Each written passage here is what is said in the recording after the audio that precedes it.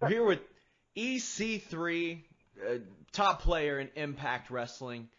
EC3, you have a big match on Sunday against James Storm, a strap match. Have you ever been in a strap match before?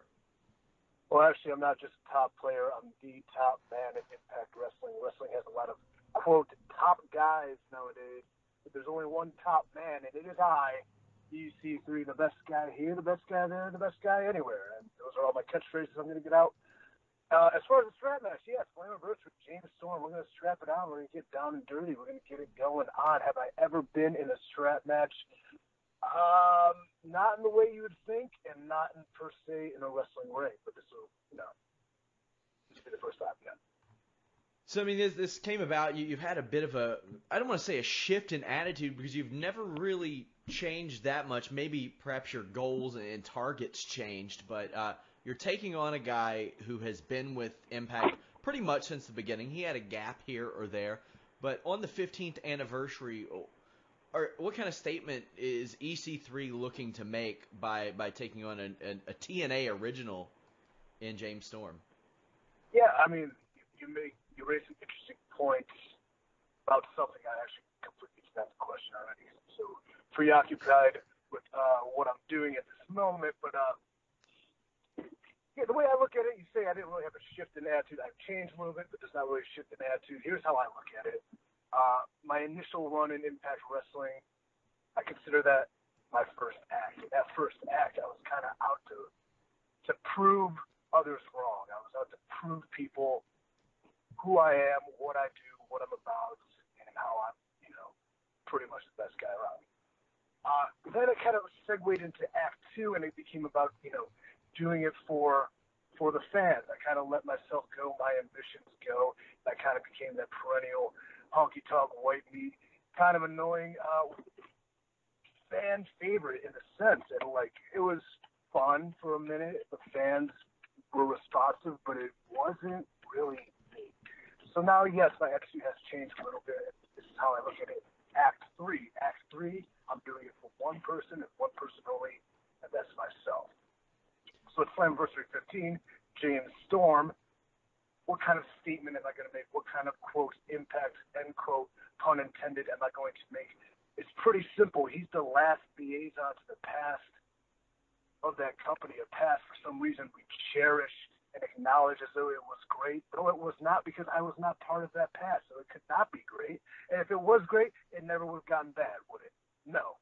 So he is the last liaison to the past. I will rip him to shreds. I will tear him apart, flesh from bone. I will destroy him. It will not be a good match. It's not going to sell you on this great encounter. That's going to be fun for everybody to watch. It's going to be sick. It's going to be twisted. It's going to be torture porn-esque. And it's Slammiversary 15. I pay my masterpiece. D'Angelo Williams is on this show. You are a noted Browns fan. Is there any chance that you perhaps attack him after his match? Well, D'Angelo Williams, a free agent in the NFL now, and former Pittsburgh Steeler, who very talented on the gridiron, and according to Moose, very talented in the ring. But I have no respect for Moose's opinion when it comes to talent in the ring. I'm just myself. I will not attack D'Angelo Williams because he is good friends with my good friend Gary Barnett, who I really wish the Browns would have kept because he's their only good offensive tool last year and the year before. But I will not attack D'Angelo Williams. I will watch him from the distance, see how he performs. If the kid needs some advice, he knows to come to the top man. Maybe I'll impart my knowledge. And then, we'll probably go out afterwards and I'll make a bunch of trips. Yeah, I seem to remember him dropping 2 TDs on the Browns on New Year's Day. I consider myself erasing that memory. Just like the past 13 years of Browns Steelers games, I have no earthly desire to remember anything. Did I say 13? Because I meant 17. Whatever. So this is the part of the interview where I asked you about ownership changes and how that's affected you. Yeah, well, still rich as hell. Still in a prominent spot on Impact. I'm still the frickin' man, so that doesn't affect me one bit. I guess what affects me not so much on a personal level of my business, it's more so a personal level of my overall how they present themselves, I feel a proverbial black eye every time I watch our television program because of just the fact they want to hearken to the past so much, yet they don't focus on what is the true present, the true future. I mean, yeah, sure, I was a great big part of the past for 3 years, but I'm also the present. I am the future, and yeah, I'll probably run that show until I die at 114 years old. So. I think it's safe to say that you drew some comparisons to RG3 considering your initials. How does it feel to know you've outlasted him? I still don't have a Subway sponsorship, so I still have work to do. That doesn't always work out the best for some people. Oh, man. I didn't even think of that. Yeah, Jared, what have you done, you silly goose? Oh, man. Bad boy. Naughty, naughty. So, outside of your match at Slammiversary, what are you most looking forward to on that show? Leaving the building and going to a victory celebration. Well played. Well played. But, I mean, you know, I'm obviously going to have keen interest in the first ever Full Metal Mayhem inter-relationship fight to the death between Davey, Angelina, and Alicia and Eddie Edwards. I mean, that will intrigue me. Obviously, I have to watch D'Angelo's match. I'm going to give him bad advice so he doesn't step foot in wrestling ever again.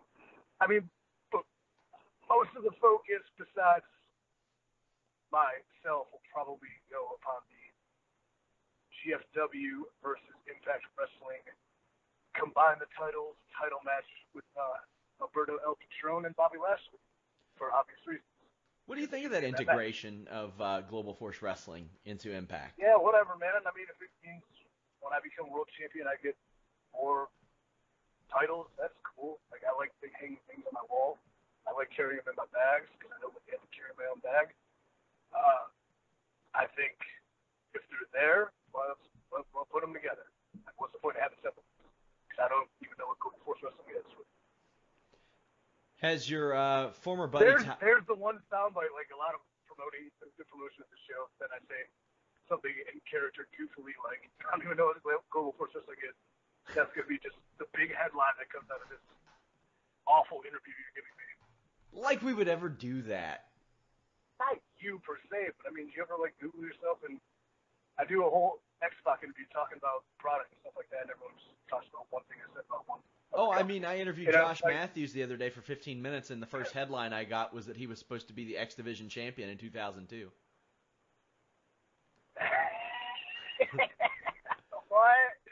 Yeah, he signed with TNA. It was fresh off of Tough Enough, and they were going to put the strap on him, and he signed with WWE, and they agreed to rip up his contract.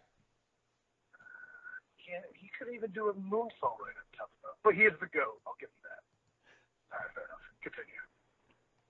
So now the headline is EC3 shoots out Josh Matthews for Tough Enough. EC3 didn't know that Josh Matthews was supposed to be TNA X Division champion. One of those will work. How is he supposed to be? He would have to compete first. So I mean, if he's supposed to be something, then that means that's true. It's not. You know, come on, can't say brother. That's true.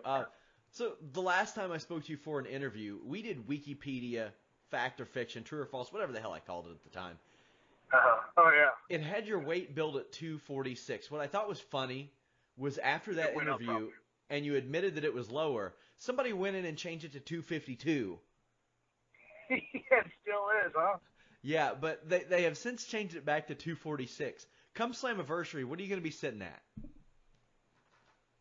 I will be at a legitimate weight of probably 223 pounds and about maybe 6% body weight. I don't know, 5 to 6 range. But as far as like in the wrestling world, what would I bill myself as? Because we inflate our numbers. I never bill myself more than the heaviest I've ever been, which is about 230.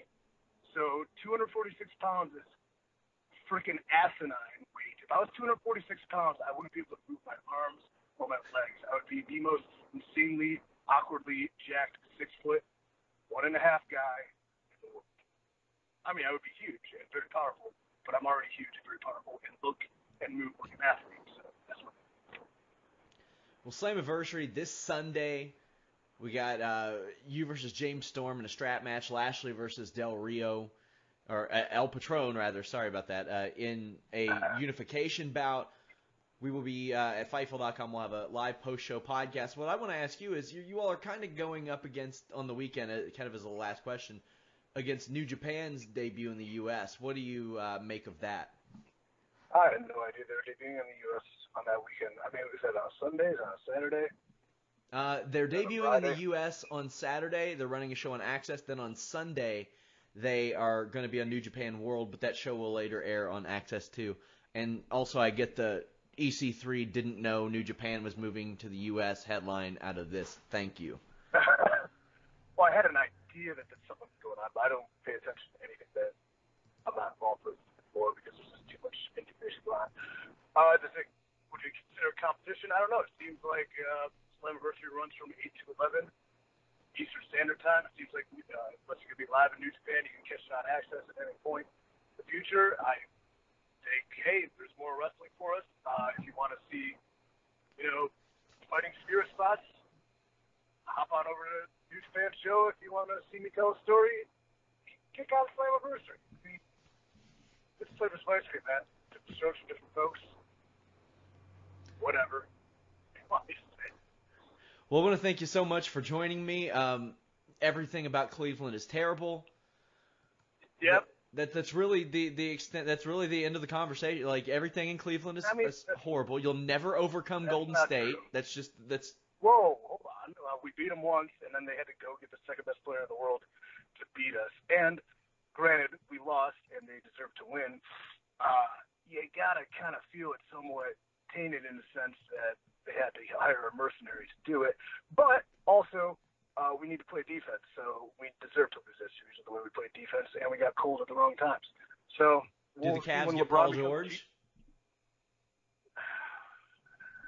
I don't know. What do we like? Maybe. I feel like the Celtics are going to somehow wind up with him and like 7 draft picks. We need to be better at defense, and we also need I don't want to miss Kevin Love stretching the floor and getting rebounds, but he also gets exposed on pick and rolls every single time. So that's how Golden State beat us, maybe. Well, it's a good thing you all have a great GM to control all that. We absolutely have. We have the best GM in the game. His name's LeBron James. EC3, thank you so much for joining me. Slammiversary, Sunday, July 2nd, live on pay-per-view. Thank you very much. Yeah.